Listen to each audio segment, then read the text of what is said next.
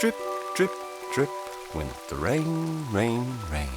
And Billy and Sally thought they would go insane with nothing to do and nowhere to go. They had to think of some fun that didn't blow. So they went to the kitchen and looked under the sink. When Sally said, "Billy, I'd like to order a drink." With Billy as bartender and Sally as hooker, they mixed kooky cocktails and began to get snookered. With a shot of glass cleaner and drain unclogged chaser, they toasted their old friend, Freddie Crystal Freebaser.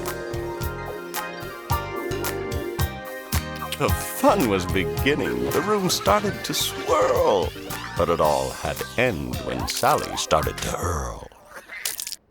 With the kitchen a mess, they had to move on and look for some more fun that was the bomb.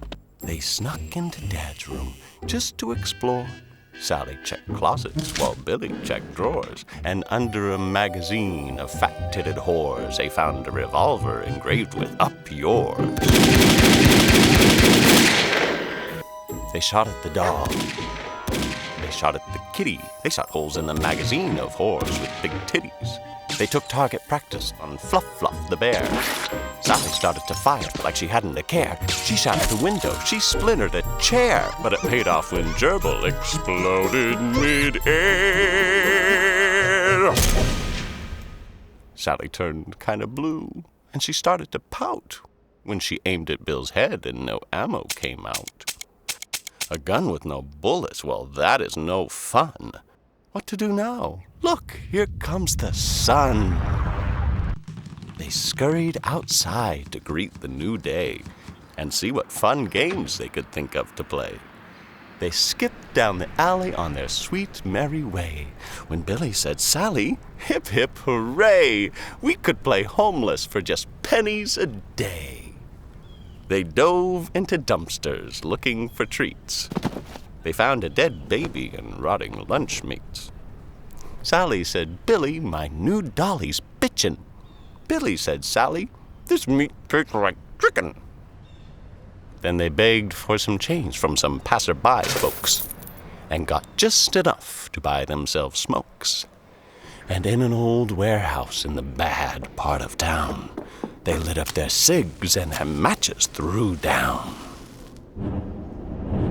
Billy said, "Sally, let's see what can burn." And striking their fire, they each took a turn. Billy lit door frames and Sally torched rags. Oops, it's really a wino passed out with his bag. His liquor-soaked jacket, just look how it burns. Watch how he's spinning, the finesse of his turns. They clapped right along with his fiery jig, laughing and singing, the flames growing big. His skin turned extra crispy as the fire took toll. He should have remembered to stop, drop, and roll. They poked him with a stick to look for his soul, but the stick had found none and it made a big hole. As their dance partners smoldered, sirens started to wail. Chase it, the cops! And the tykes ran like hell. Their adrenaline pumping, they were catching a buzz and searched for a spot they could hide from the fuzz. They scaled a link fence with some barbed wire topping. Their feet hit the ground and they ran without stopping. And into the junkyard they searched high and low to find a swell spot where the pigs wouldn't go. We could hide in that barrel or that car over there, that rusted out Lincoln that smells like burnt hair. Then off in the distance it loomed from afar, a shiny frost frieze with its front door ajar. And Sally said, "Billy, I think this is it." They had to scrunch close. It was a tight fit. Little arms were entangled, tiny feet were entwined, almost as twisted as his sweet little minds. And Billy said, "Sally, it's the best place to hide." And they closed the door tight to see if the light went out inside.